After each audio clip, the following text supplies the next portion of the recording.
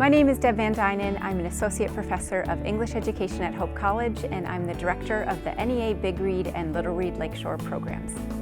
The NEA Big Read and Little Read Lakeshore programs are Hope College programs in partnership with many area libraries, businesses, institutions, and organizations. The purpose of the NEA Big Read and Little Read Lakeshore programs is for people to come together around a story. However, it's not just coming together and reading the same story. We really want people to use the book and its topics and themes as a springboard to listen and learn from each other, to learn more about our community and the world at large. Come join us this year as together we read An American Sunrise, a book of poems by Joy Harjo. For our Little Read program, we invite you to read Fry Bread, a Native American family story by Kevin Millard. Please visit our website, bigreadlakeshore.com, to find out more about our events, our programs, our guiding questions, and more about who we are and what we do along the lakeshore.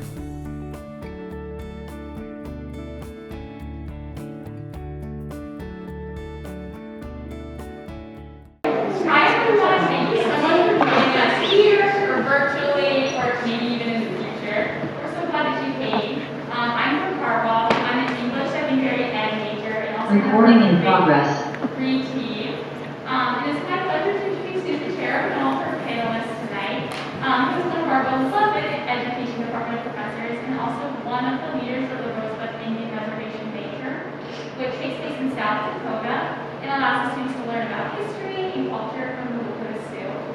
So Susan graduated from Hope College and has now been a professor for about 45 years in the education department. And her specialty is in special ed, but she's also an advisor of the tech team. And she also helps lead this Rosebud major, which she's been doing since 1990, I believe. And I first met Susan in a couple classes. I took her to Central Child and her encounter with cultures, where she talked a lot about her experience with the Dakota Sioux, and I loved learning from her. And then also I had the privilege of staying with her this summer in May, where because of COVID she couldn't go on the major, and I saw how sad she was about it and her passion for it. So I'm really excited that we all get to learn about it tonight. So without further ado, here's Susan and her Rosebud panelists. Okay, thank you. And nice introduction, bro.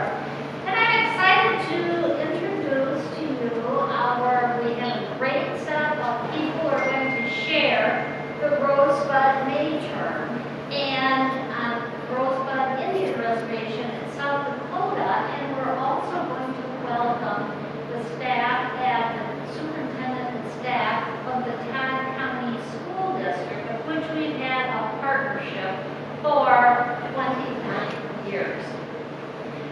So, how did this begin, this May term on Rosebud Indian Reservation?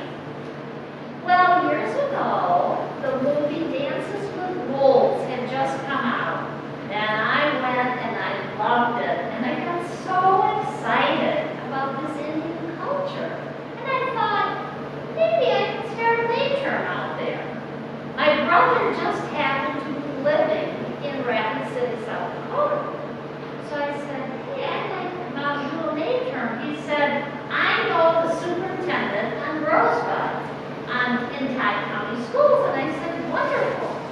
So we didn't have FaceTime and all that way back then. So I flew to South Dakota and we met at a restaurant in Deadwood.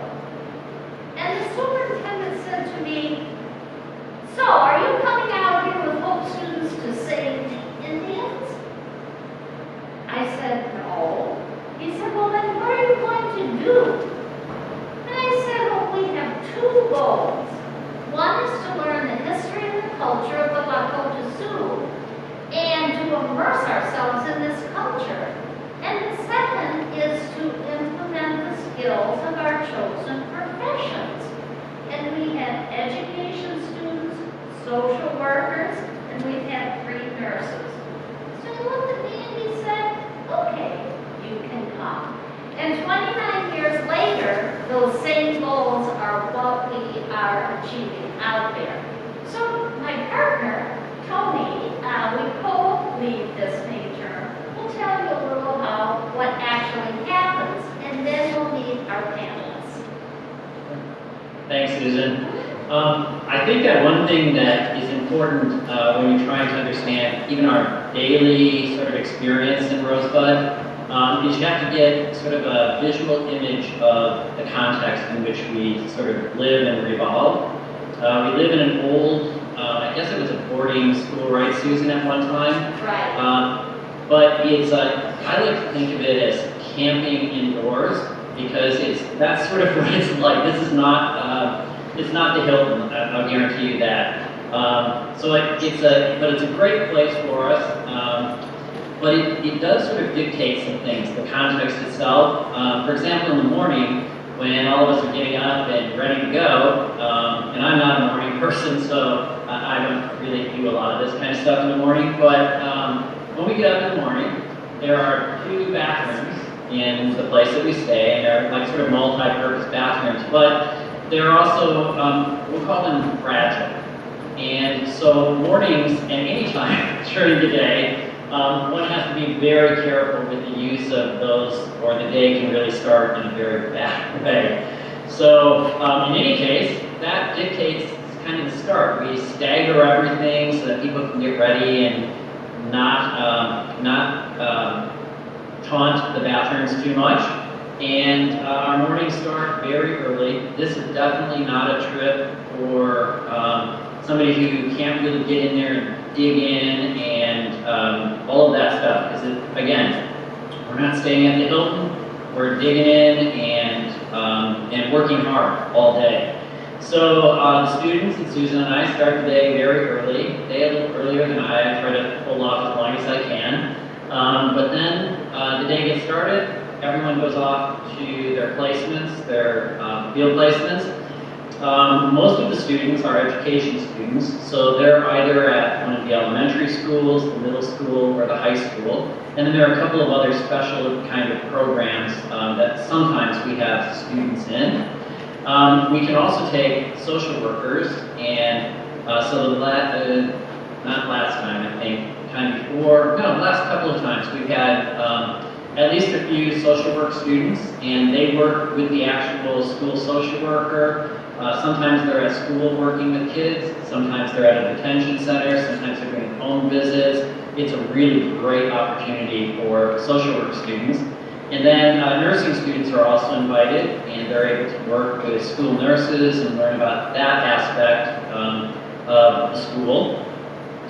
The school, when our students are there, the students are working literally side by side with either their mentor teachers, their mentor social worker, or school nurse, and pretty much doing whatever they can to assist the teacher or the social worker or the nurse.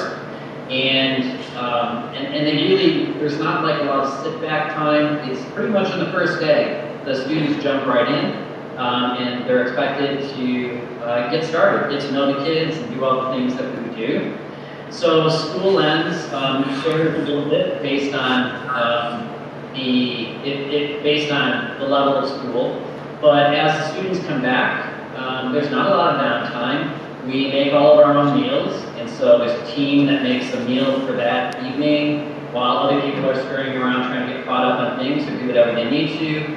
After the meal, we also have activities, and sometimes it's a presentation that students are doing as part of their assignments for the rest of us to learn about different aspects of Lakota Sioux and various other aspects of Native nations. So we do that sometimes. Sometimes we're out in the community. We have the good fortune of being invited to things like the powwow when students are graduating. One of the coolest things in the world. I love it. It's one of the things that has really touched me a lot. We also have the good fortune, because Susan has been there a long time, she knows everyone. So we have elders who will come out and speak with us in the evening or on the weekend. And I'm trying to think what other things we do at night. We do also do some processing of just what's happened during the day, trying to unpack that. You have primarily white students going into these schools, and so we really we spend a lot of time sort of talking about our own worldview and how that matches, or in other ways is how do we then kind of wrap our heads around that? So in short, we just spend a lot of time just really trying to process what's happening during the day. So again, this is not a trip for somebody who's not ready to work, because the students will tell you they're pretty much at it from early in the morning until late in the evening, and that's every day. We don't have very much time off at all, but that's okay. It's the way we like it. So I think that's it, Susan. Okay, we say we can sleep when we get home. Thank you. Yep. Right. Okay, now we'd like to hear from Carol Galbraith, the superintendent. Oh, no, let's start with Marlis. Marlis, are you there? Yeah, she is. Is she? Okay. Because I believe you were with us the first year we got there and welcomed us. And could you just talk a little about your perception of home students and the experience? I would love to. And again, just thank you for this opportunity. Like Susan was talking about way back, I think in 1991, was when we just were asked about having Hope students come to our school. And again, we weren't quite sure what that was, but again, in May, as teachers, sometimes you're like, you know, it's May, and you know, you just got to keep going. But what the Hope students did is they brought new life, right? You have these students coming in, and they are so excited about learning, and what that helped us do, and the students, is that it, you know, also empowered us to say, okay, you know, the students that came in had great ideas. One of the things I do remember, the students at Rosebud said, you know, let's welcome them, Miss Marlis. We need to make some signs for them, because they're coming and they've never been here before, so let's make some signs. And again, the students just at Rosebud are just so intuitive, and so they did make some signs, and then they were like, well, you know, maybe we should give them a tour. You know, they don't know where everything is. They don't know where the gym is. They probably don't even know where the bathrooms are. So let's give them a tour. So again, we have great leaders at Rosebud, and so they made some signs, made them feel welcome, and gave them some tours of the school, just taking those leadership roles. And one of the things I do just think about those students from Hope developing those relationships, and I feel like it was such a two-way street, and it was for 25 years. A lot of times, even prior to coming, I would tell the students about the Hope students that were coming, and they were so excited, and so the Hope students would write letters to the students even before they were coming. They would write, I would call them kind of pen pal letters at first, just saying we're so excited to see you, and then the students would also write them. So again, that relationship was even being built even before the Hope students were on campus. And the students, the Hope students working with the children on the Rosebud, they taught them words, Lakota words, whether it was Uchi, Grandma, different things about their culture. And I feel the Hope students were so good about listening to what they were interested in, and then also providing activities, different things with them that also would hit their objectives on their IEPs, and also just think that they were interested. And they just kind of gave that breath of life in May, which we needed. And one of the things that was just really special, Susan, again, in the May term would always, we live outside in a rural area, and so they would always come out and would just have a picnic area. And again, the Hope College students, if you see my attire, and from Hope, they have basically dressed our family in Hope gear for the last 25 years, not only my family, but the grandkids. And again, and they would bring out this meal, and it was just such a great time to meet the Hope students, to hear about their experiences throughout our school district. And it was just just such a privilege, and we tried to, of course, whether it was riding four-wheelers, riding horses with just our neighbors here, watching nurse cows, just that type of thing. I feel many of the Hope students really enjoyed that, as we did, as sharing that, and my grandkids were great tour guides on the ranch as well. So again, not only, I just really felt it was such a learning experience for both, and especially for me. I just felt very humbled to be a part of this, and I just feel that I learned a lot as well as my students, and I just want to say Wopila for the 25 years that you have come out and gave us that breath of life in May when we just needed that, and to continue on with going strong to the end. So Wopila. Well, Wopila to you, Marlis. We thank you right from the beginning. You were there. Marlis was a teacher, and now she is an administrator, and you engaged your students with our students, and you really made it very good for all of us. So publicly, I thank you very, very much. And then having us come out to the ranch and ride horses and do different things has really been a blessing. Now, we gave you all that hope stuff because we hoped some of your children or grandchildren would come to Hope. So keep working on that. Will you please? Okay, thank you. Let's go to Carol then, the superintendent of the Todd County School District, who's been, I was trying to figure out, Carol, how long you have been with our program.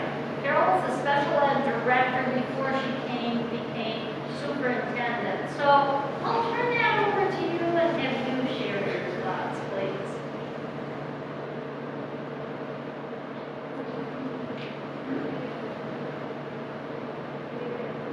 Oh, you're muted, Carol. Okay. Okay? Okay now? Yes.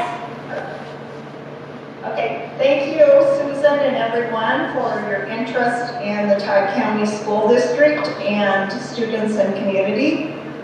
It's been a really fun relationship. I've been there longer than I like to admit, because I don't think I'm that old. Just a couple of years after Marlis. But I don't know that Marlis is older than I am. So I'm going to give a little bit of an idea of what Todd County is geographically. We have about 2,200 students. We're down a little bit this year after COVID. We have 14 attendance centers. Our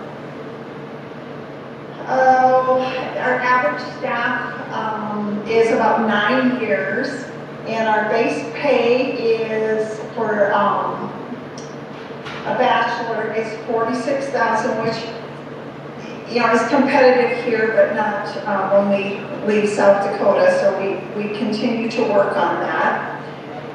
The district is approximately $160 million with general fund budget and approximately taxable property, and then a budget of approximately $1.4 million.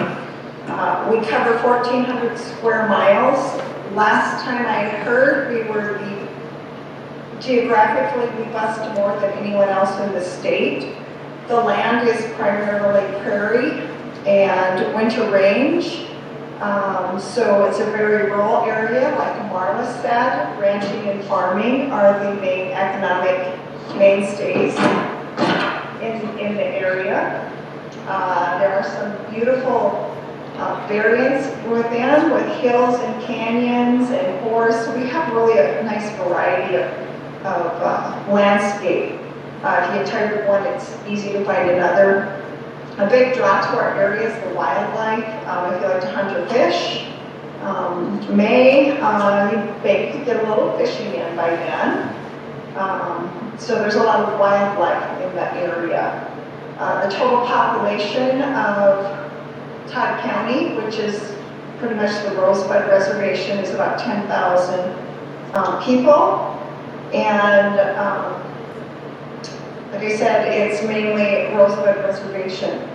We are 100% free and reduced lunch, so we have a lot of Title I funds that we use to try to supplement, you know, the lack of taxable land in our area. So we love having you guys come out, and like Marla said, the energy, it's so easy to smile, and then sharing opportunities like Tony said with the graduation powwow, the different cultural experiences that we can share during the time that you're here.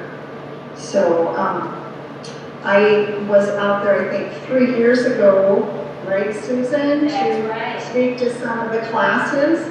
I was so impressed with the campus and the peacefulness that is there. Phyllis, who came with me, our public relations director, oh my, we just loved it there. Want to come back and visit, and have talked about that many times. So if there's questions, I kind of would be open to that, or if that works better, so we can answer some of the questions. Does everyone know the area we're talking about? You're talking to a teacher here. You know, Michigan, we're right here. Okay, South Dakota is like this. Central South Dakota right here. Prairies, plains. Any questions from our group? How many are going into education? Yay! Okay, we've got a few. That's good. Okay, well, if you have some questions, we can also answer them at the end. But thank you, Carol, for I know how busy you are, and I know all kinds of things are happening there. Thank you for giving us some of your time tonight. Did Carrie happen to make it? No. She just texted me and she apologizes. She just forgot that it was today. So Hey, that's okay. just asked her if she wanted to join. So yeah, it was a very busy day at Rosebud Elementary today. Yeah. Carrie Hammer was Teacher of the Year maybe 3 years ago or 4, and she's taken many of our Hope students out of Rosebud. So, okay, well, let's move on to our Hope students and hear from them about their experiences, what they learned, what they gained, comments about their 3 weeks in Todd County School District. Who would like to begin? I can start. Okay. Will you Turn on the camera, I'm not tech savvy. Oh, didn't even see you, Taylor. Hi. Hi.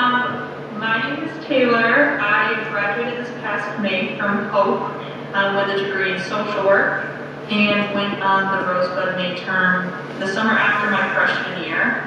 And honestly, I'm not being dramatic when I say this, the Rosebud May term kind of changed the course of my life in the sense that I went in to be as an educator, and I came out as a social worker, and just the experience overall was phenomenal. I went with Sue, Tony, Jim, and just being able to have a chance to work in a setting that was different than Hope, building that cultural awareness, and also just being in a real life setting where I could see, is education for me, is social work for me. I have a chance to kind of have field placements in both areas to see which works better for me and what is something that to see what I could see myself doing in the future.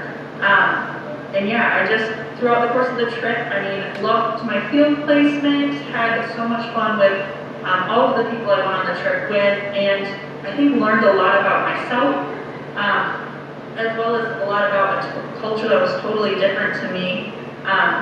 And yeah, I am someone who typically does not push myself out of my comfort zone. So going on a trip with a bunch of people I didn't know to a place that I wasn't really familiar with was really scary, but such a phenomenal experience. And yeah, I cannot recommend it highly enough to anyone who's considering going. It was totally life-changing. Thank you, Taylor. I have to say, she's the first person who went out as an education major and came back as a social work major. And we hate to lose her in education, but you really are in the best spot. It was a good fit for you. And it was a challenging setting that Taylor was in. She was in the high school and really persevered. And really, as she said, find out what you're made out of. Can you stick this out? Can you do the long days? So thank you, Taylor, for participating tonight. Yeah, no problem. I was excited to do so. Okay, who is next? I can go next. All right. I'm Ella Buckley, and I went on the Rosebud trip May of 2019, I think. It was my junior year at Hope. And I went into a 6th grade science classroom. And I really think the best, most beneficial way for me to go into that trip was to just go into it with the mindset of learning as much as I could about as many aspects of teaching and their culture and the people. And I really have to say that the kindness and generosity of the people on the Rosebud Reservation blew me away for my first day there.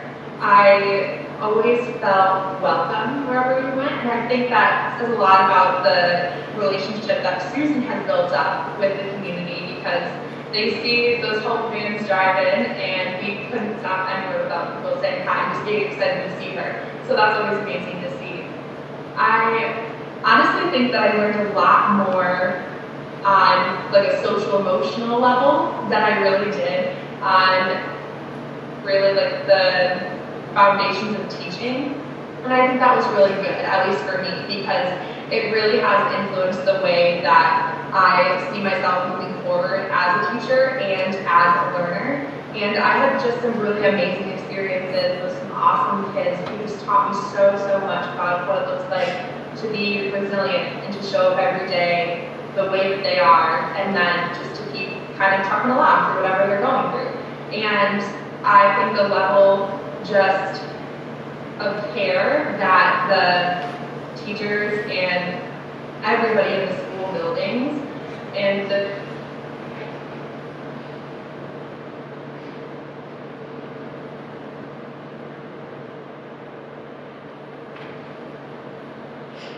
She's not even in South Dakota, so her connection should be good. into kind of a more trauma-informed focus. So I recently was accepted into a grad school program where I'm going to be studying for a master's in trauma-informed education. And I honestly really credit a lot of my interest in exploring that to the experiences I had on the reservation, just because that was a place where I was, I saw so much more trauma in schools than I had seen before, and it was something that was new to me, and it was something that I really wanted to learn more about, and I wanted to learn more about how to support those students in the classroom. And coming back to Holland, then in the Holland area, going into those classrooms, there are kids everywhere who have experienced trauma, and I have just become really passionate about learning how to meet their needs. So I definitely credit that trip to kind of sparking that passion for me. Thanks, Allie. And Allie was in a middle school out there, right? Okay. Thank you. I can go next. Okay, Rebecca. Hi, I'm Rebecca. I also went on the trip in May of 2019. I was finishing up my freshman year, and so had really only met anyone at this person. So it was an incredible, immersive experience for me overall of learning about another culture within the United States, as well as learning about the world of education more, as I was there for the entire school day for a few weeks. And so I was in a 4th grade intervention classroom where we had, I believe, 16 4th graders and 1 5th grader.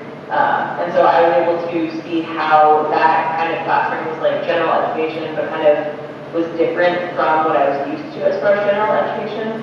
And so I went in and I was really just, like I said, I was learning so much more about myself, as well as just like was learning so much about Rosebud and the Lakota Sioux folks, as well as just like education. And I think being on the reservation and like seeing how willing everyone was to teach me about whatever it was that I had a question about was incredible. I think that going in with so many people of Hope College, we had a group of, I believe, 15. And so there were only 3 of us who were freshmen, and then the others were either juniors or sophomores. And so it was a great variety. And at the end of the day, we were able to like basically digest our days and how it went and kind of compare like our notes on the day, and just kind of combine what we all learned and realize that like the stress of being teaching is really a great learning opportunity, because it taught me so much about patience, as well as like how to work with students of different types, and as I said, like the importance of being a trauma-informed educator. And so I think that honestly, I would say like it is a life-changing experience, because like it opened my mind to how flexible I need to be as an educator to different types of days. Like I would go in one day expecting, the students to be like completely where my head's at, of ready to learn and everything, and then they would go into the classroom and not be at exactly that lesson. And so we kind of modify it as we go, and it was a great way to just learn how to work with students, as well as to work with teachers and the rest of the people at the schools. We also did equine therapy, the mock equine session, and so it was a fantastic time. I think I cried afterwards. I just wasn't expecting that. And so the amount of opportunities that we had at Rosebud was absolutely incredible, and I definitely recommend it. Could you, Rebecca, talk a little more about the equine therapy? Yes, so we went to a ranch that has equine therapy, which is horse therapy. And one of the men who worked there, his name was Gray, right? Yes. Yes, Gray. He showed us about the different types of equine therapy that the ranch provides. So there's one that's like learning on how to handle horses, as far as like the grooming of the horses and stuff. And so like that will, like work through students with like trauma and stuff, and to be able to process while caring for a horse and learning to care for themselves as well. So we had different times where I was petting a horse and was told how to feel different emotions, and how we were shown how horses have connection with humans, which sounds strange, but then once you're on there, you're like, oh my gosh, this is completely life-changing. And like, I think Abby, Allie, and I were all 3 who were involved in like the super emotional parts of it, and we really weren't prepared for what we had faced. So we got home after it, and we were just kind of like, oh my gosh, what just happened? But it was incredible, because we got to see of like how the equine therapy folks work with students who come to the ranch, and how they're able to provide services such as like, grooming of horses, how to walk horses through different challenges, such as the maze with PVC pipes, as well as just other ideas that are offered at the ranch. And so it was an incredible opportunity, because they don't really use like the riding of horses like we see most of the time. They don't really use that as their main source for equine therapy. And so it was a really great opportunity to learn about like another type of therapy other than like music therapy or like talk therapy, etc. So I think that was really awesome, and I genuinely wasn't prepared for the amount that I learned and everything that I experienced. Thank you. Allie, did you want to add anything to that? You were chosen to be in the center, and the horses ran around 3 times and stuff. Anything? Yeah, I would just, it really is an experience that I never expected. And it's, talking to people about it just doesn't seem to really do it justice, because you have to be there.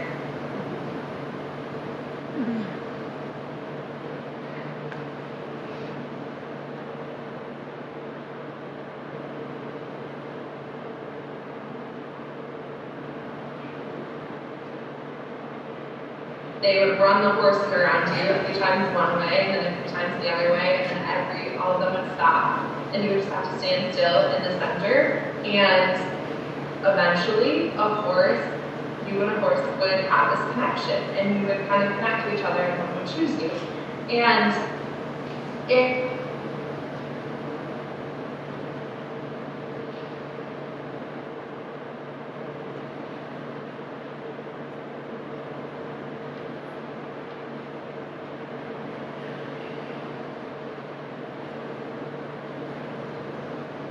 and I do not cry in front of people, so that was a lot for me. But yeah, it's just, and that's just one example of the different ways I feel like we learned from all the people there and all the experiences that they showed us.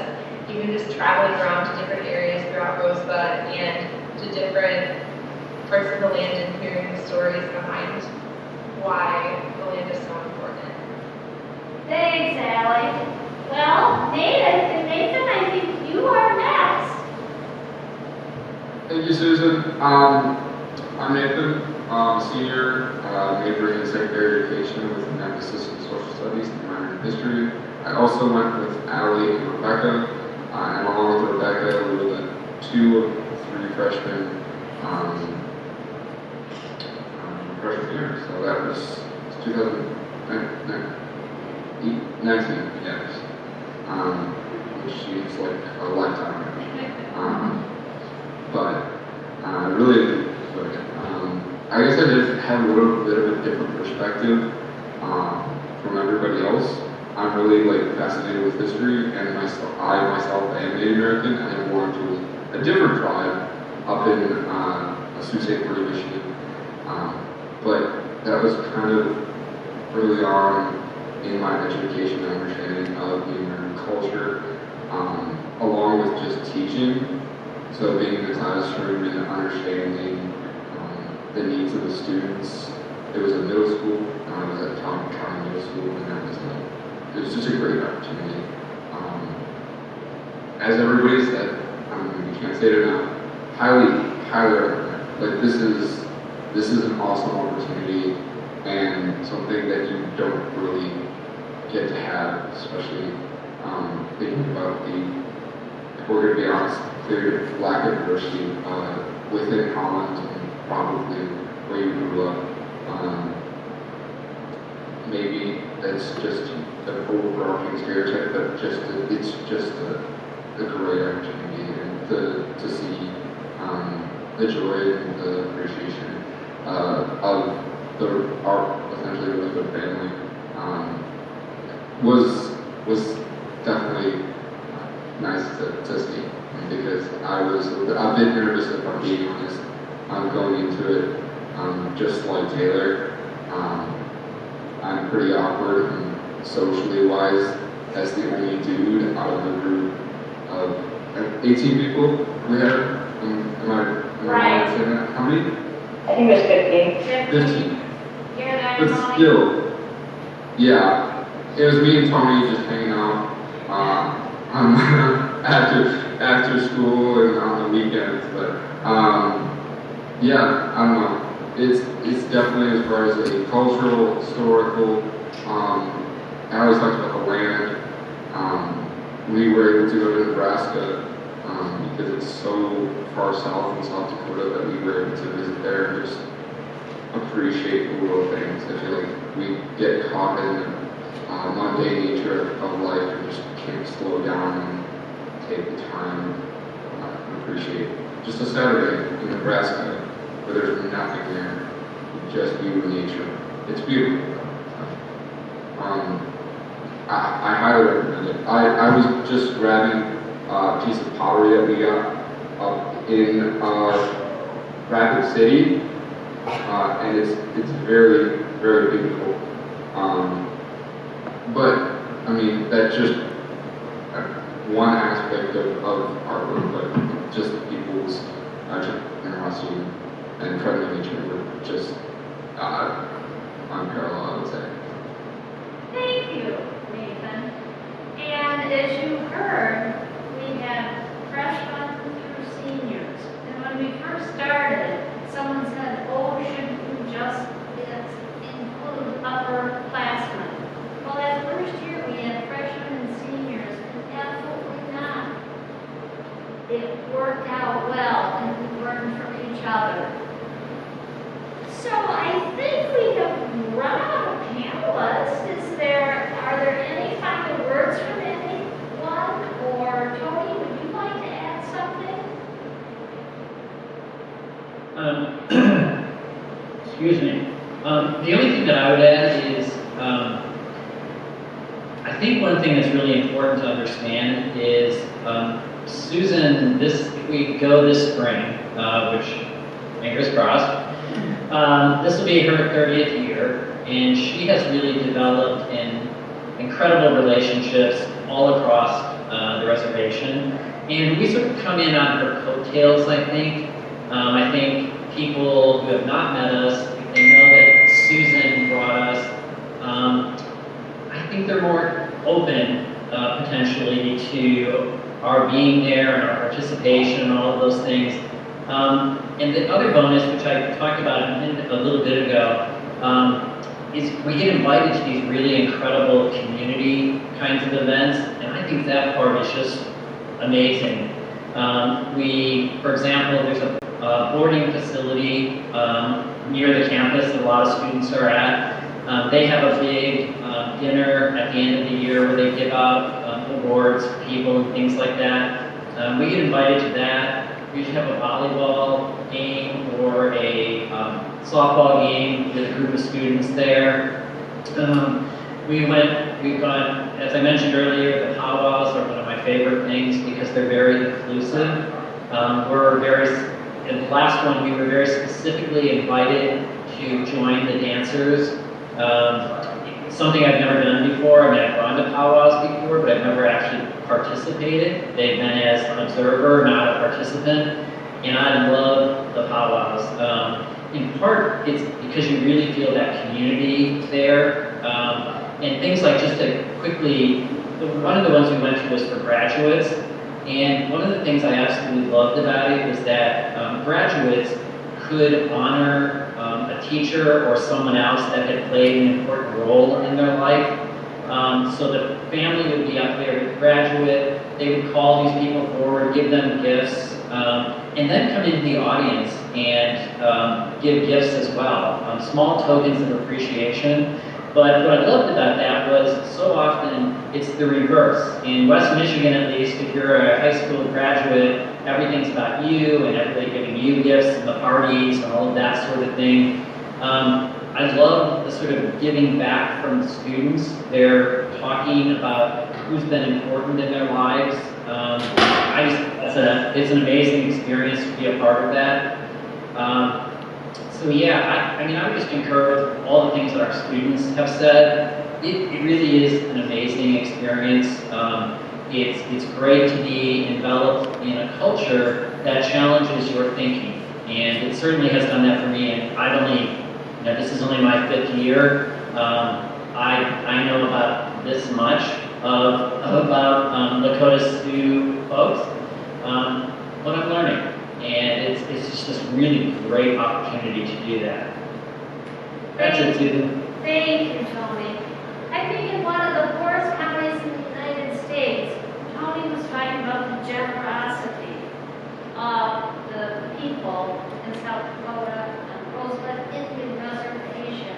Very generous, very kind. They've been very accepting of college students, and if you've read anything about the history of the reservations and what happened out in South Dakota and many other places, the first year I thought, wow, we won't be very welcome here. And it took us maybe 3 years before they really knew we were coming back and we were here to learn, not to tell them things. And so it's been a wonderful experience. These students have attested to that, but let me tell you, it's not a trip for sissies.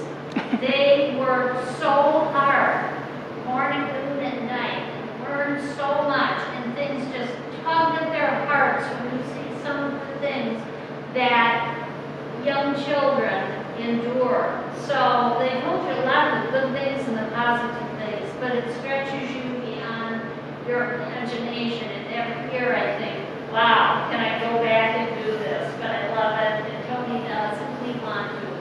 So we thank you for coming tonight. We thank our participants. We thank Carol, Superintendent Marlis, Principal, that we could share a bit of the Rosebud nature with you all tonight. Okay?